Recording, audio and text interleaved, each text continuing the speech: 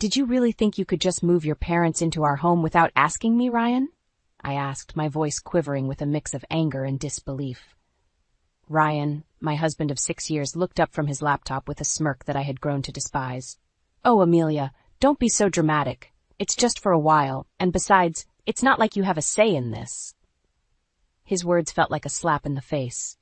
The house, a charming 2-story nestled in a quiet suburb, wasn't just any house. It was the home my grandparents had left me, the place where I'd planned to raise our son, Lucas, away from the toxicity of Ryan's family. You do remember that this house is in my name, right? I retorted, my hands clenched into fists at my sides. Ryan's expression faltered, his smugness giving way to a flicker of uncertainty. As our 2-year-old Lucas toddled into the room, I forced a smile for his sake. He was blissfully unaware of the tension, his chubby hands reaching up towards me. Scooping him into my arms, I kissed his forehead, trying to calm the storm inside me. I'm not okay with this, Ryan. Your parents, they've never respected me or our space. Why now? I asked, struggling to keep my voice steady. Ryan shrugged, his indifference stoking my frustration. They're family, Amelia. You wouldn't understand. Family. The word echoed in my mind mockingly. My own family, who ran a small but beloved coffee shop in town, had always been my sanctuary. They were nothing like Ryan's controlling, overbearing parents. The doorbell rang, interrupting our standoff. Through the peephole, I saw them. Ryan's parents, suitcases in tow, ready to invade our life. My heart sank. Fine, Ryan, let them in, but this isn't over, I hissed, handing Lucas to him before opening the door. Amelia, darling, cooed Ryan's mother, sweeping past me without a second glance. His father followed, a stern man who'd barely acknowledged me since our wedding day. As they settled in, making themselves comfortable in my living room, I felt a sense of intrusion that was all too familiar. This was just the beginning, I realized. But as I watched them, something within me shifted. I was done being the compliant daughter-in-law. Bending to their whims, I retreated to the kitchen, my mind racing. This was my home, my sanctuary, and I was ready to fight for it. The following days turned into a blur of unwelcome changes. Ryan's mother, Elaine, had a way of making her presence known in the most suffocating manner. She rearranged my kitchen, criticized my parenting, and treated our home as if it were her own. Lucas shouldn't be eating that, Amelia. It's not healthy, Elaine chided one morning as I prepared Lucas's breakfast. I bit back a sharp retort, feeling the familiar sting of her judgment. He's fine, Elaine. It's just cereal. She'd skeed, shaking her head. In our house, we believe in a proper diet. You really should learn. Her comments were like needles, each one pricking at my patience. Ryan, as usual, was of no help, buried in his work and oblivious to the growing tension. One evening, as I put Lucas to bed, Elaine barged into his room. He's still not sleeping through the night? You must be doing something wrong. Her words were a slap in the face, undermining my efforts as a mother. I'm doing the best I can, I snapped, unable to contain my frustration. Elaine's eyes narrowed. Clearly, your best isn't good enough. Maybe if you had a real job and some structure in your life. I felt a surge of anger. This is my house, Elaine. You're a guest here. Don't forget that. Her laugh was cold and dismissive. Oh dear. Ryan never mentioned how delusional you are. This is his house too, and as his mother, I've every right to be here. The following day, I reached my breaking point. I found Elaine in Lucas's room, going through his drawers. What do you think you're doing? I demanded, my voice trembling with anger. I'm just organizing. This room is a mess, she replied, not even bothering to look at me. That's it! I want you out of my house now! I exclaimed, feeling a mix of fury and desperation. Elaine turned to face me, her expression one of mock surprise. Your house? Oh, sweetie, you're just the wife. This is Ryan's house too, and he wants us here. I stormed out of the room, my mind racing with 1,000 thoughts. Ryan's betrayal, Elaine's intrusiveness, the way they dismissed my feelings, it was all too much. I was tired of being pushed around, tired of having my home invaded by people who had no respect for me. That night, as I lay in bed, a plan began to form in my mind. I was going to take back control of my life, my home, and my son's future. Ryan and his parents had crossed a line, and it was time for them to learn that I wasn't going to be their doormat any longer. The fight was just beginning, and I was ready. A few days later, Ryan dropped a bombshell during an already tense dinner. My parents need to stay with us longer. Their house is undergoing renovations, he said, nonchalantly, as if it were the most natural thing in the world. I felt my blood boil. Longer? Ryan, we never discussed them staying in the first place, he shrugged, avoiding my gaze. It's just for a few more weeks. What's the big deal? The big deal? The big deal is that your mother treats me like an intruder in my own home. I snapped, my frustration reaching its peak. Elaine, overhearing our conversation, chimed in with her usual condescending tone. Amelia, you're overreacting. We're family. You should be more accommodating. That night, sleep eluded me. Their words echoed in my mind, fueling a growing resolve. I wasn't going to let them walk all over me anymore. It was time to fight back. The next morning, I called my brother, Alex, who had always been my confidant. They're taking over my life, Alex. I can't take it anymore, I confessed, choking back tears. Alex's voice was firm and supportive.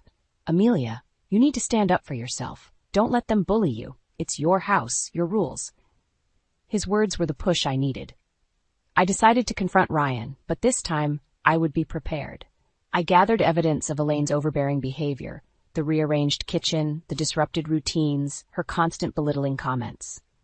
Confrontation day arrived. I waited until Elaine and Ryan were in the living room. We need to talk, now, I announced, my voice steady despite the storm raging inside me. Ryan looked up, surprised by my tone. What's this about, Amelia? It's about your parents, Ryan. Their constant interference, their disrespect for my boundaries. It ends today, I declared, holding up my list of grievances. Elaine scoffed. This is ridiculous. We're just trying to help. Help? By undermining me at every turn?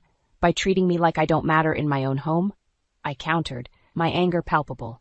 Ryan shifted uncomfortably. Amelia, they're my parents. We can't just kick them out. No, Ryan. They're guests in my home and they've overstayed their welcome. Either they leave or I do. With Lucas, I ultimatumed, my resolve unwavering. The room fell silent, the gravity of my words hanging in the air. I saw the flicker of realization in Ryan's eyes, but it was Elaine who spoke first. You wouldn't dare, she hissed, her facade slipping. Watch me, I retorted, my voice laced with determination. That night, Ryan's parents packed their bags. As they left, Elaine shot me a venomous look. You'll regret this, Amelia. But as the door closed behind them, I felt a weight lift off my shoulders. It was the first step in reclaiming my life, and I was ready for whatever came next. The days following Elaine and her husband's departure were eerily quiet. Ryan's demeanor had shifted to one of cold detachment, his interactions with me minimal and strained. I found solace in the peace of my reclaimed home and the joyous laughter of Lucas. One evening, as Lucas played with his toys, Ryan announced, I've got to go on a business trip. I'll be gone for a few weeks. His tone was indifferent, as if our strained relationship had taken a backseat to his career. Fine, I replied curtly, barely concealing my relief at the prospect of his absence. After Ryan left, the house felt different, liberating even. I started to revert the changes Elaine had imposed, each alteration feeling like a small victory. But the true turning point came when I stumbled upon a series of emails on Ryan's laptop, which he'd carelessly left open. They detailed an affair, an ongoing betrayal that cut deeper than any of his mother's snide remarks. Anger, hurt, and a sense of betrayal churned within me. I decided it was time for Ryan to face the consequences of his actions.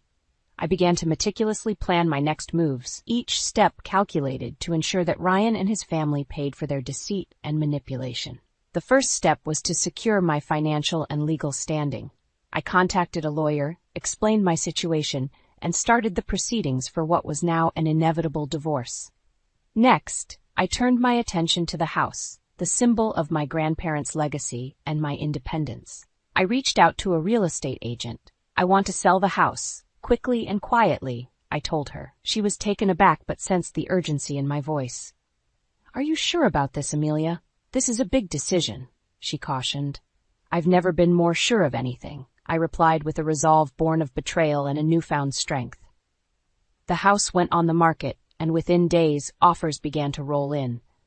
The thought of Ryan returning to find his precious control stripped away brought a bitter satisfaction. In the midst of this, I reconnected with my family, drawing strength from their support. My parents were appalled by Ryan's behavior and rallied around me and Lucas. "We're here for you, no matter what," my father assured me. As I watched Lucas play, innocent and unaffected by the turmoil, I made a silent vow to protect his happiness at all costs. Ryan's return loomed on the horizon, but I was no longer the woman he had left behind. I was ready to confront him, armed with the truth and a plan to reclaim my life. The day Ryan returned was marked with a tension that hung thick in the air.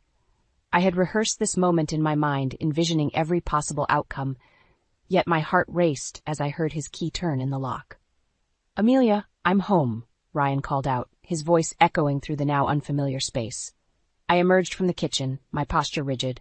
"Welcome back, Ryan. We need to talk." He glanced around, noticing the changes I had made. "What's going on? The house looks different."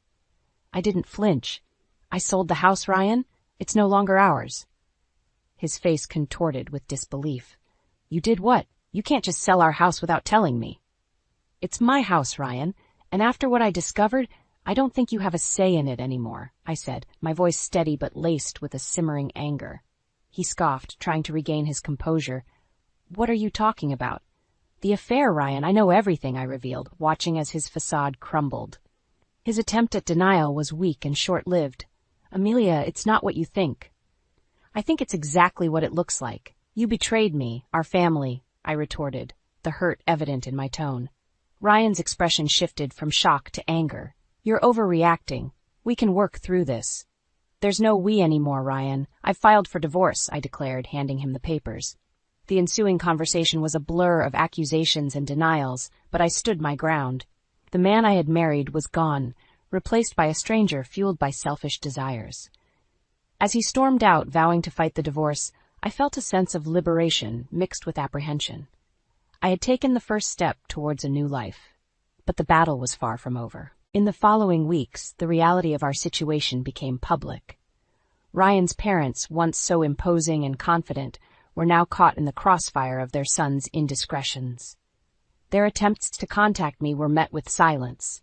I had severed all ties, focusing solely on Lucas and the finalization of the divorce. The day of the court hearing arrived. Ryan looked defeated, the weight of his actions finally dawning on him. As the judge granted the divorce and custody of Lucas to me, I felt a sense of justice. Ryan's plea for reconciliation after the hearing fell on deaf ears. "You made your choice, Ryan. Now live with it," I said, turning away from him for the last time. The news of our divorce and Ryan's affair spread, affecting his reputation and relationships. His parents, once so proud and judgmental, were now shunned by those who had once respected them. As I walked out of the courthouse, holding Lucas's hand, I realized that this was not just an end, but a new beginning. A fresh start for me and my son, free from deceit and manipulation. The future was uncertain, but it was ours to shape. Life after the divorce felt like emerging from a long, dark tunnel into the light. I had regained control, not just of the house, which was now sold, but of my life. Lucas, blissfully unaware of the adult complexities, thrived in the love and stability I provided. My days were busy but fulfilling, with my focus now on rebuilding our lives and managing the coffee shop which had become my sanctuary. However, the shadow of Ryan and his parents lingered. One day, as I was closing the shop, Ryan appeared, looking disheveled and desperate, a stark contrast to the composed man I had once known. "Amelia, please, I need to talk to you," he pleaded, his eyes searching mine for a hint of the compassion that once existed. I hesitated, the sight of him stirring a mix of emotions. "What do you want, Ryan?" "It's about the alimony and child support," he began, his voice tinged with embarrassment. "I can't afford it. My job. I lost it because of the scandal, and my parents, they're broke too." His words were like a cold splash of reality. "That's not my problem, Ryan. You made your choices, and now you have to face the consequences." "But Amelia, I have nothing left. I'm begging you, for old time's sake." His voice broke, revealing the depth of his despair. I felt a pang of pity, but it was quickly overshadowed by the memory of his betrayal. "Old time's sake? Those times are gone, Ryan. You should have thought about the consequences before you cheated and lied." I turned to leave, but his next words stopped me in my tracks. "I'm sorry, Amelia. Truly I am. I was a fool, and I ruined everything. Please, help me." For a moment, I saw the man I had once loved, vulnerable and regretful. But the pain he had caused was too deep, the betrayal too raw. "I'm sorry, Ryan, but I can't help you. You need to figure this out on your own," I said firmly, closing the chapter of our shared past for good. As I walked away, leaving Ryan standing alone, I felt a sense of closure. The journey had been painful, filled with betrayal and heartache, but it had led me to a place of strength and independence. Life moved on. Lucas grew, his laughter and curiosity filling our home with joy. The coffee shop flourished, becoming a hub of warmth and community. And as for me, I found contentment in the simple pleasures: the smell of fresh coffee, the sound of Lucas's giggles, and the support of friends and family. Ryan and his parents became distant memories, their legacy a cautionary tale of the consequences of betrayal and selfishness. My journey had taught me the power of resilience and the importance of standing up for oneself.